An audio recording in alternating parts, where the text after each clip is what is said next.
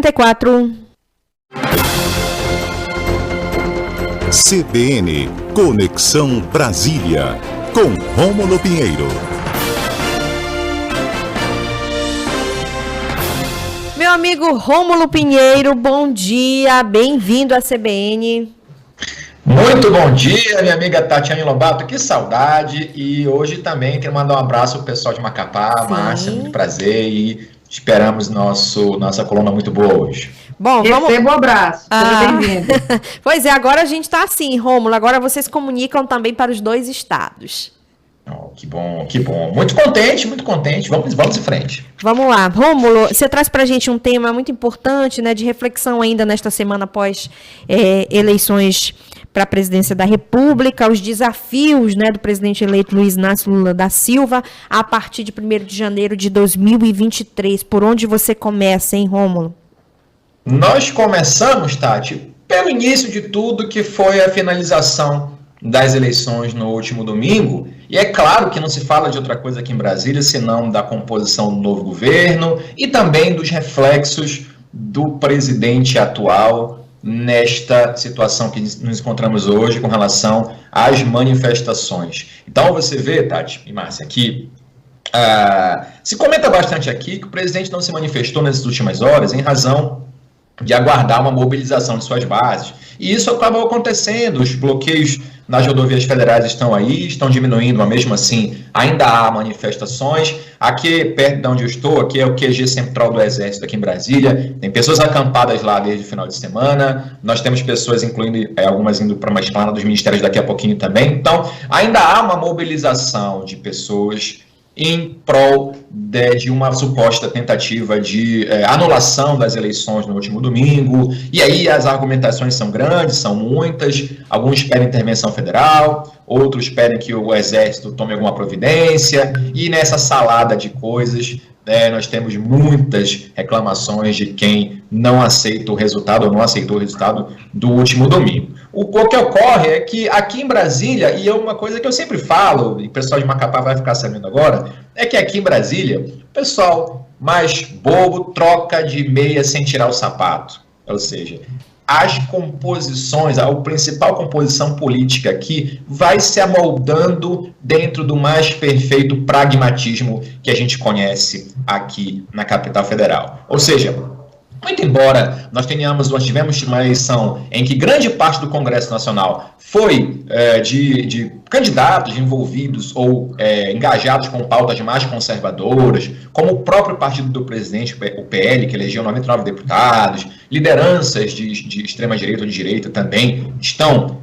com grande poder na Câmara e no Senado. Muito embora isso aconteça, o presidente eleito não deve encontrar tantas dificuldades assim como se imagina, até porque a gente sabe que grandes lideranças do atual governo já abandonaram o barco nas primeiras horas da eleição do último domingo. Então nós tivemos aí, por exemplo, o Arthur Lira, que foi fiel escudeiro do presidente Bolsonaro, já reconhecendo a derrota ou reconhecendo a vitória do presidente Lula e se dispondo a cooperar. Rodrigo Pacheco, presidente do Senado, os presidentes dos grandes poderes legalmente constituídos, todos estão irmanados com a composição futura e aceitação do resultado das urnas. E isso era o de se esperar de chefes de poderes, mas não era o de se esperava de apoios políticos que o presidente tinha como certos na fase da campanha política, como, por exemplo, os governadores de estado que o apoiavam, principalmente no estado de Minas Gerais, Rio de Janeiro e São Paulo, já nas primeiras horas do último domingo, se propuseram a compor com o presidente, no sentido de não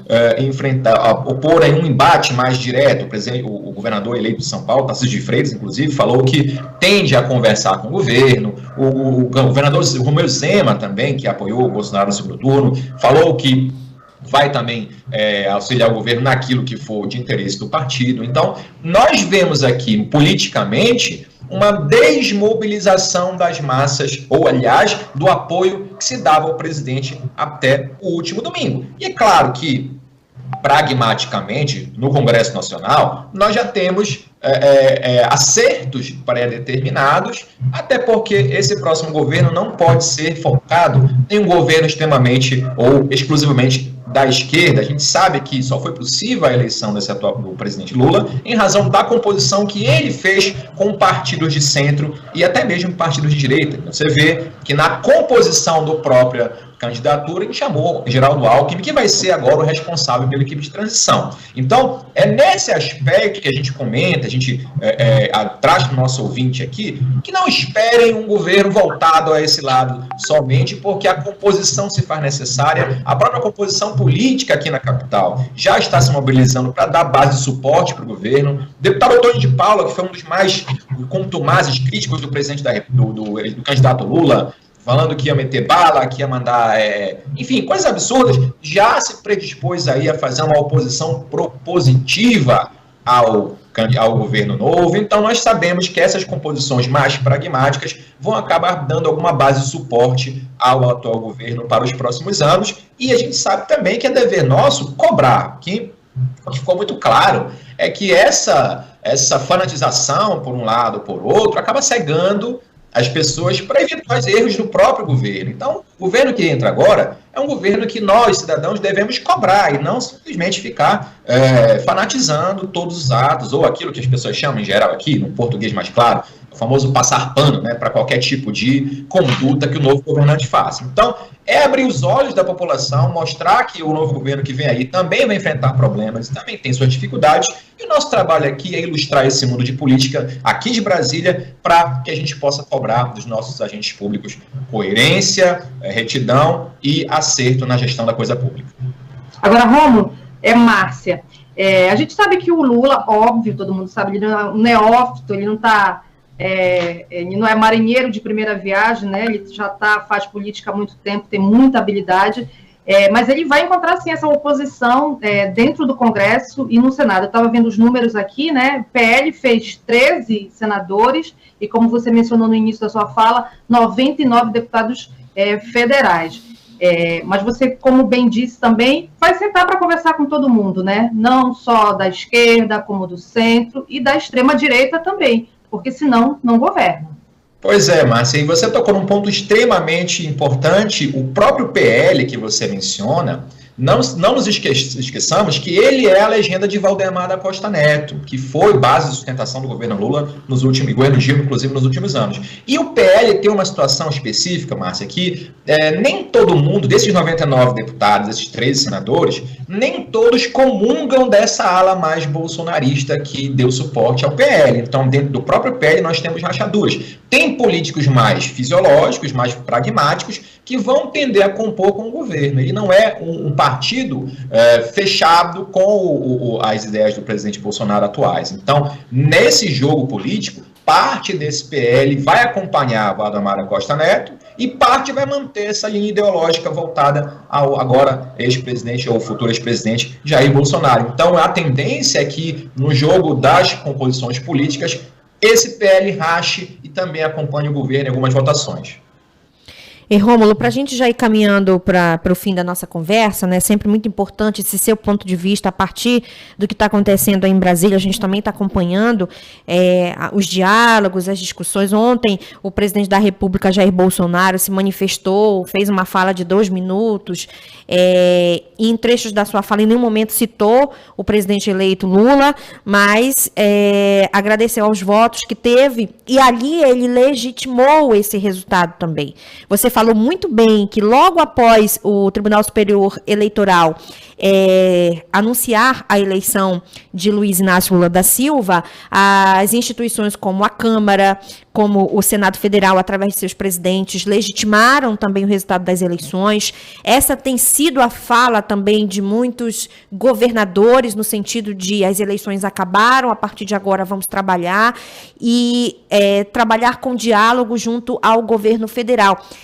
E eu pontuo aqui que a comunidade internacional, através de chefes de Estado, né, de vários países, também legitimaram esse resultado, reconhecendo a democracia, a consolidação da democracia brasileira, logo após o pleito.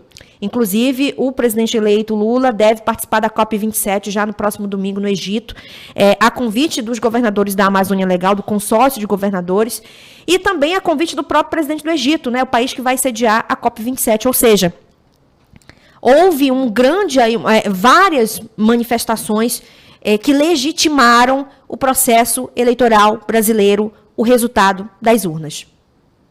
Pois é, Tati. E política, não existe vácuo de poder. Então, você vê que essa mobilização do establishment político e jurídico aqui na capital e internacionalmente também vem legitimando as eleições do último domingo e deixando ainda mais fraco qualquer tentativa de recontagem de votos ou de eventual anulação do pleito de domingo, deixando politicamente o presidente Jair Bolsonaro numa situação em que dependa de uma eventual manifestação das suas massas, mobilização das suas massas, mas sem esse respaldo das instituições ou de uma grande, de um apoio e suporte das Forças Armadas, que não estão também mobilizadas a qualquer tipo de aventura, não se tem nenhuma possibilidade, então, de reversão do quadro que já há. Com o passar do tempo, essas mobilizações tendem a diminuir, seja por pressões das autoridades públicas, seja até pelo próprio arrefecimento que o discurso do presidente deu a eles. A tendência é que isso vai se desmobilizar e os próprios governadores já estão mobilizando as suas polícias militares para a desobstrução das vias, o que o presidente não contava com alguns governadores que eram de seu apoio. Então, a tendência que a gente aguarda, espera, é que essas manifestações vão ser finalizadas nos próximos dias e se possa fazer uma transição adequada para o próximo governo, até porque essa transição já vai ser muito difícil. Já se tem notícia que não há uma bomba, por parte de Ciro Nogueira, inclusive, que é o chefe do governo, já há uma predisposição a conversar, mas a gente sabe que, tecnicamente, muito embora seja baseada em lei, essa transição vai ser complexa. Esses próximos 2 meses tendem a ser muito difíceis para o próximo ano de 2023. Rômulo Pinheiro, muito obrigada por essa conversa aqui com a gente, com os nossos ouvintes da CBN Amazônia, do Pará e do Amapá. Obrigada, bom feriado para você. Muito obrigado a todos, um forte abraço, até a próxima quarta. Tchau, tchau. Até a próxima quarta, é isso que o Rômulo está pontuando aí em relação